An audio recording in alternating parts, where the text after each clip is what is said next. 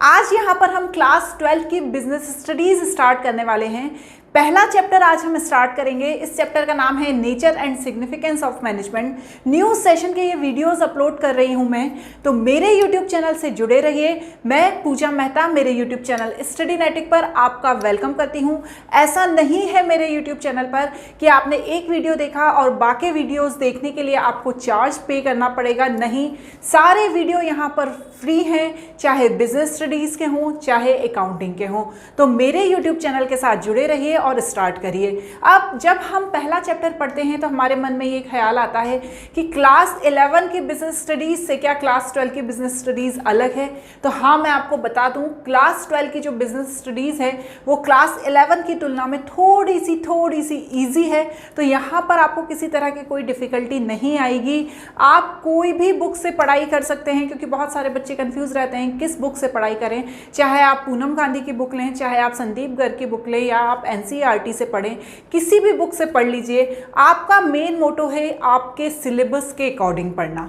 आप यदि क्लास 12 के सीबीएसई के स्टूडेंट हैं तो आपने अभी तक बिजनेस स्टडीज़ का सिलेबस देख लिया होगा। वह भी मैंने अपने यूट्यूब चैनल पर अपलोड कर दिया है। यदि आपने नहीं देखा है तो वहाँ पर सिलेबस देख लीजिए, क्योंकि सिलेबस के अकॉर्डिंग पढ़ने का तो मज़ा ही कुछ और होता है। तो चलिए देखिए, थोड़ा सा ब्रीफ में बता देती हूँ, क्योंकि आज जो मैं पढ़ाऊँगी वो पहला चैप्टर होगा nature and significance of management. इसके अंदर ये जो चैप्टर है इसको मैं 3 पार्ट में पढ़ाने वाली हूँ, मतलब इसके मैं 3 वीडियो बनाऊँगी। आज के वीडियो में मैं जो पढ़ाने वाली हूँ सिर्फ आपको वो बता देती हूँ। आज यहाँ पर मैं पढ़ाने वाली हूँ मैनेजमेंट के कॉन्सेप्ट, ऑब्जेक्टिव एंड इम्पोर्टेंस, और जो इसके आगे की चीज़ें हैं, जैसे यहाँ पर है management as a science and art and profession, level of management, management के फंक्शन एंड कोऑर्डिनेशन। इसके लिए मैं 2 वीडियो और बनाऊंगी। तो यदि आपको पूरा चैप्टर पढ़ना है तो बाद के 2 वीडियो भी ज़रूर देख लेना। तो आज का वीडियो स्टार्ट करते हैं, जिसमें हम मैनेजमेंट के कॉन्सेप्ट, ऑब्जेक्टिव एंड साथ ही साथ इम्पोर्टेंस पढ़ने वाले हैं। तो चलिए स्टार्ट करते हैं chapter 1 nature and significance of management का पार्ट 1। इसमें हम सबसे पहले समझेंगे कि मैनेजमेंट क्या होता है, मैनेजमेंट की डेफिनेशन क्या है। तो ध्यान से देखिए, यहाँ पर मैंने डेफिनेशन लिखी हुई है। Management is a process of planning, organising, staffing, directing and controlling of the enterprise's resources efficiently and effectively to achieve the goal of the organization। अब इस डेफिनेशन को पढ़ने के बाद आपको क्या समझ में आया कि मैनेजमेंट वह है जिसे आप प्लानिंग से, ऑर्गेनाइजिंग से, स्टाफिंग से, डायरेक्टिंग से और कंट्रोलिंग से रन करते हैं। ये मैनेजमेंट है। अब इस डेफिनेशन को मैं बहुत ही छोटे से एग्जांपल के थ्रू आपको समझाऊंगी, तो इस डेफिनेशन का आपको बहुत अच्छे से मतलब पता चल जाएगा। जैसे मैं हूँ, ठीक है, मैं एक एग्जाम्पल ये ले रही हूँ कि मैंने एक इंटीरियर डिज़ाइनिंग का कोर्स किया है। अब अभी मैं किसी के अंडर काम करती थी, पर अब मैं ये सोच रही हूँ कि मैं खुद का बिजनेस स्टार्ट करूँ, मैं खुद का काम स्टार्ट करूँ। अभी तक मैंने दूसरे के साथ काम किया, तो मैंने ये सोचा है कि अब मैं खुद का बिजनेस स्टार्ट करूँ। तो खुद का बिजनेस स्टार्ट करने के लिए मुझे सबसे पहले चीज़ों का मैनेजमेंट करना होगा। ठीक है, कौन कौन सी चीज़ों का? सबसे पहले यदि मुझे मेरा बिजनेस स्टार्ट करना है तो उसके बारे में मुझे क्या करनी होगी? प्लानिंग करनी होगी। प्लानिंग मतलब कैसे बिजनेस स्टार्ट होगा, कहाँ से मैं जगह लूँगी, कौन मेरी हेल्प करेगा, ये सब की मैं सिर्फ अपने माइंड में या रिटर्न में प्लानिंग करूँगी कि मैं इस तरीके से काम करना चाहती हूँ। तो ये मेरी पहली स्टेप हो गई। अब जब सारी चीज़ों की मैंने प्लानिंग कर दी, उसके बाद मैं करूँगी ऑर्गेनाइजिंग, क्योंकि सभी चीज़ों की मैंने प्लानिंग सिर्फ अभी रफ वे में करी है, अभी प्रॉपर वे में नहीं की है। अब मैं उन्हें पूरा ऑर्गेनाइज्ड वे में जाके मैं बिल्डिंग्स देखूंगी, रेंट के लिए मैं अपने हॉल देखूंगी, मैं एम्प्लॉय के लिए फाइंडिंग करूंगी। तो मैं सब ये काम ऑर्गेनाइज्ड वे में करूंगी। तो ये मेरी ऑर्गेनाइजिंग हो गई। ऑर्गेनाइजिंग करने के बाद मैं करूंगी स्टाफिंग। भैया मेरे पास बिल्डिंग भी आ गई, मेरे पास कंप्यूटर भी आ गया, अब मुझे उस पर काम करने के लिए कुछ लोग भी चाहिए, तो मैं लोगों को रिक्रूट करूंगी, उनको अपने साथ काम करने के लिए रखूंगी। तो वो क्या हो गई? स्टाफिंग। उसके बाद डायरेक्टिंग, क्योंकि हर व्यक्ति चाहे नया हो चाहे कितना ही एजुकेटेड हो, उसको बताना पड़ता है कि हम किस तरीके का काम करवाना चाहते हैं। तो उसको मैं डायरेक्टिंग भी करूंगी कि भैया इस तरीके से काम करना है। और उसके बाद आखिरी में जब वो सब काम सीख जाएगा फिर करूंगी कंट्रोलिंग। मतलब ये देखूंगी कि भैया वो काम अच्छे से कर रहा है या नहीं कर रहा है। ऐसा तो नहीं है कि उसने काम आधा अधूरा करके छोड़ दिया है, तो उस पर मुझे निगाह भी रखनी होगी। तो बस यही सारी चीज़ें मैनेजमेंट में इंक्लूड है। तो आपको पूरे 12th में आगे के चैप्टर्स में यही पढ़ना है, planning, organising, staffing, directing and controlling. ठीक है, ये सब क्यों की जाती है? ताकि वह ऑर्गेनाइजेशन या जो काम स्टार्ट किया है, उसने बिजनेस स्टार्ट किया है, उसके गोल को, ऑर्गेनाइजेशन के गोल को अचीव कर सके। ठीक है ना, वो इंटीरियर डिजाइनिंग का बिजनेस स्टार्ट किया है, वो चाहता है कि मैं कम से कम साल भर में 5 से 10 लोगों के घरों को इंटीरियर डिज़ाइन करूं या ऑफिसेस को इंटीरियर डिज़ाइन करूं। तो वो अपने गोल को अचीव करने के लिए मैनेजमेंट का प्रॉपर यूज़ किया जाता है। अब यहाँ पर effective and efficient and effective, ये 2 वर्ड बहुत ज़्यादा इंपॉर्टेंट है पूरे मैनेजमेंट में। Effective means producing a result that wanted. ठीक है, इफेक्टिवनेस का मतलब ये है कि मैंने सोचा है कि मैं 5 हाउस का इंटीरियर डिज़ाइन करूँगा पूरे 1 साल में। ठीक है, ये एक हमने मन में सोचा है। अब इसके लिए चाहे मुझे मोर मनी लगे, मोर टाइम लगे, कुछ कितना ही कुछ हो जाए, पर मुझे 5 घरों का इंटीरियर डिज़ाइन करना है, चाहे मैं नुकसान में ही क्यों ना चला जाऊं, पर मुझे 5 घर पूरा करना है और मैं कर भी लेती हूं। तो ये मेरा काम हो गया इफ़ेक्टिवनेस से। पर इसमें मुझे मनी का भी लॉस हो सकता है, इसमें मेरा टाइम भी ज़्यादा लग सकता है। सेकंड होता है इफ़िशिएंटली का मतलब होता है producing desire result without wasting material, time and energy. अब इफ़िशिएंटली काम करने का मतलब ये होता है कि हम काम जो कर रहे हैं वो इफ़िशिएंटली कर रहे हैं, मतलब less time, less energy, less resources, less तो नहीं, मतलब जितनी हमें नीड है उन चीज़ों का यूज़ करके हम अपने डिज़ायर गोल को पा रहे हैं। तो यहाँ पर इफ़िशिएंट एंड इफ़ेक्टिवनेस का मीनिंग बहुत ही ज़्यादा ज़रूरी है। इफ़ेक्टिव मतलब एनी हाउ हमें अपना रिजल्ट मिलना चाहिए, और इफ़िशिएंट मतलब हमें अपना रिजल्ट तो मिलेगा लेकिन सही तरीके से। तो मैंने मैनेजमेंट की डेफिनेशन आपको बहुत अच्छे से समझा दी है। आई होप आपको किसी तरह कोई कन्फ्यूज़न नहीं होगा। अब हम आगे चले जाते हैं। Characteristics of management is a goal oriented process. देखिए, हर बिजनेस स्टार्ट किया जाता है, उसमें मैनेजमेंट किया जाता है, उसका मेन मोटो होता है कि गोल को अचीव करना। फॉर एग्जाम्पल, जैसे कोई रिटेल स्टोर है, वो अपनी सेल को इंक्रीज़ करना चाहता है, या कोई एजुकेशन सिस्टम है, इंडिया का कोई एजुकेशन सिस्टम है, वो बच्चों को अच्छी एजुकेशन देना चाहता है। तो हर संस्था, हर बिजनेस किसी ना किसी गोल के लिए काम कर रहा है। ऐसा नहीं है कि बैठे हैं बस काम कर रहे हैं, कोई हमें रिजल्ट नहीं मिल रहा है। इसलिए यहाँ पर मैनेजमेंट को हमेशा गोल ओरिएंटेड ही बताया गया है। Management is all pervasive. The activity involve in the managing enterprises common in all organisation, चाहे वो इकोनॉमिक हो, सोशल हो, पॉलिटिकल हो, कहीं पर भी हो, मैनेजमेंट हर जगह एक जैसा होता है। ऐसा नहीं है कि मैं सिर्फ एक बिजनेस की बात कर रही हूँ कि सिर्फ बिजनेस में ही मैनेजमेंट होगा, हर जगह मैनेजमेंट होता है। जैसे एक पेट्रोल पंप पे कोई काम कर रहा है तो वहाँ पर भी मैनेजमेंट की ज़रूरत है। यदि कोई हॉस्पिटल रन हो रहा है तो वहाँ पर भी मैनेजमेंट की ज़रूरत है, स्कूल में भी मैनेजमेंट की ज़रूरत है। तो यहाँ पर हर जगह मैनेजमेंट होता है, चाहे हम किसी भी कल्चर में रह रहे हों, किसी भी स्टेट में रह रहे हो, वहाँ पर मैनेजमेंट होगा ही होगा। Management is multi dimension. देखो, मैनेजमेंट को मल्टी डायमेंशन कहा गया है। आप यहाँ पर जो मैं समझा रही हूँ उसे बहुत अच्छे से समझिए।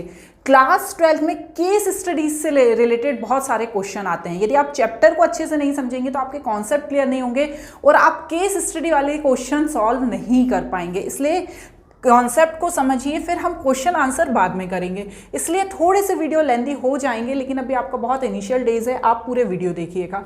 देखिए management is a multi dimensional. देखो क्या बोल रहे हैं कि मैनेजमेंट मल्टी डायमेंशनल है। हाँ है। मैनेजमेंट ऑफ वर्क, मैनेजमेंट जो होता है हमेशा काम का मैनेजमेंट का होता है। All organisation exist for the performance of some work. The factory a product manufactured, garment store customer need satisfied, hospital patient treated. मतलब ये कह रहे हैं कि जो मैनेजमेंट होता है वो हमेशा काम का ही मैनेजमेंट होता है। जैसे किसी फैक्ट्री में कोई प्रोडक्ट मैन्युफैक्चर हो रहा है, या फिर कहीं पर गारमेंट स्टोर में किसी कस्टमर की ध्यान के मुताबिक चीज़ों को बनाया जा रहा है, हॉस्पिटल में पेशेंट को ट्रीट किया जा रहा है, तो ये सभी लोग अपने गोल को अचीव कर रहे हैं अपने काम के थ्रू, ठीक है ना। तो मैनेजमेंट एज अ वर्क भी काम किया जाता है, क्योंकि जब काम होगा तभी तो मैनेजमेंट होगा ना, काम ही नहीं होगा तो आप किसका मैनेजमेंट करोगे। नेक्स्ट है मैनेजमेंट ऑफ पीपल। तो पीपल को बहुत ही ज़्यादा, ह्यूमन रिसोर्सेज और people are the organisation greatest assets. देखिए कोई भी काम तब तक नहीं हो सकता जब तक उसमें लोग ना हो, क्योंकि लोग नहीं होंगे तो काम कैसे करेंगे। आपके पास कितनी ही मशीनरी है, लेकिन उस मशीनरी को चलाने के लिए भी तो लोग चाहिए होते हैं ना। इसलिए getting work done through the people, तो यहाँ पर बहुत ज़्यादा इंपॉर्टेंट है कि मैनेजमेंट लोगों का भी हो, ठीक है। अब नेक्स्ट है management of operation. No matter what the organisation, it has some basic product और service of provide to order to survive. मतलब ये कोई फर्क नहीं पड़ता कि आपकी ऑर्गेनाइजेशन किस तरह की है या आप किस तरह की सर्विस प्रोवाइड करते हो।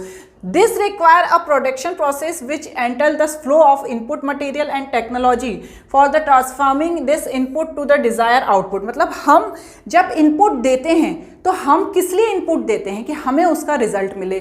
लोग क्यों काम करते हैं? ताकि हमें रिजल्ट मिले। हम काम जो वर्क है, मैनेजमेंट ऑफ अ वर्क लिखा है, वो क्यों करते हैं? ताकि हमें रिजल्ट मिले। तो मैनेजमेंट ऑफ ऑपरेशन का मतलब ये होता है, ये एक तरह का इंटरलिंक होता है किसके बीच? Management of work and management of people के बीच, ठीक है ना। तो यहाँ पर मैनेजमेंट का जो डायमेंशन बताया गया है वो मल्टी डायमेंशन बताया गया है, ठीक है। नेक्स्ट है management is a continue process. ऐसा नहीं है कि एक बार स्टार्ट हुआ तो रुक गया। मैनेजमेंट में प्लानिंग भी होगी, मैनेजमेंट में ऑर्गेनाइजिंग भी होगी, मैनेजमेंट में डायरेक्टिंग, स्टाफिंग, कंट्रोलिंग सब होगी। तो ये एक के बाद एक चलने वाली कंटिन्यू प्रोसेस है, ठीक है ना। इसके बाद क्या है? Management is a group activity. Management कभी भी एक व्यक्ति द्वारा नहीं किया जाता है, मैनेजमेंट हमेशा ग्रुप एक्टिविटी है, जहां पर लोग अपने ग्रुप के साथ मिलकर हमारे जो डिज़ायर गोल हैं, जो हम काम करना चाहते हैं, उन्हें पाने की कोशिश करते हैं। Management is a dynamic function. Management is a dynamic function and has to adopt itself to the changing environment, ठीक है ना। ऐसा नहीं है मैनेजमेंट का कि जो 1980 में हो रहा था वही अभी तक हो रहा है। मैनेजमेंट तब से लेके अब तक बहुत सारा चेंजेस उसमें आए हैं। उसमें बहुत सारे हमारे यहाँ social, economical and political factor हैं जो इसमें इफेक्ट करते हैं। बहुत सारी पॉलिसीज चेंज होती है, इसके कारण मैनेजमेंट भी चेंज हो जाता है। तो मैनेजमेंट को एक डायनेमिक फंक्शन बताया गया है। जब भी आपसे एक कोई ऐसा केस बना दे जिसमें चेंजिंग एनवायरनमेंट के बारे में बताया गया हो, तो आपको management as a dynamic function के बारे में पूरा डिटेल में लिखना है। केस बन सकता है इसका, ठीक है ना। अब management is an intangible force. Management कभी दिखाई नहीं देता है, ठीक है ना। मैनेजमेंट हमें कभी दिखाई नहीं देता है, पर ये एक इंटेंजिबल फोर्स है जो हमेशा हमारे साथ ही रहता है, ठीक है ना। इंटेंजिबल का मतलब आपने क्लास 11th में पढ़ा है अकाउंट्स में, टेंजिबल एंड इंटेंजिबल। तो इंटेंजिबल चीज़ दिखाई नहीं देती है, पर वो हमेशा साथ में रहती है। चलिए अब देखते हैं objective of management. Organisational objective. देखो, organisational objective, management is the responsible for setting and achieving objective for the organisation. मतलब ऑर्गेनाइजेशन के लिए ऑब्जेक्टिव जो सेट हुए हैं, मैनेजमेंट उन्हें पाने में हेल्प करता है। It has to achieve variety of objective in all area, ठीक है ना। Interest of all stakeholder, जैसे इसमें शेयर होल्डर भी इंक्लूड हैं, एम्प्लॉय, कस्टमर, गवर्नमेंट, उसके अकॉर्डिंग ऑर्गेनाइजेशन अपने ऑब्जेक्टिव को अचीव करने की कोशिश करती है, ठीक है ना। अब यहाँ पर देखिए पॉइंट्स दिए हुए हैं। पहला है सर्वाइवल। सबसे पहला किसी भी ऑर्गेनाइजेशन का ऑब्जेक्टिव होता है कि वो मार्केट में बनी रहे या बना रहे। कोई भी ऑर्गेनाइजेशन कभी भी बंद नहीं होना चाहती। पहला उसका ऑब्जेक्टिव होता है सर्वाइवल। चाहे कुछ भी हो जाए, वो मार्केट में अपने पोजीशन बना के रखे और पोजीशन बनाने के साथ साथ उससे रेवेन्यू भी अर्न करे। नेक्स्ट है प्रॉफिट। अब यदि आपने सर्वाइव कर लिया, ठीक है ना, यदि आपने सर्वाइव कर लिया तो आपको इस तरीके से सर्वाइव करना है कि आप लॉस में नहीं जाएं।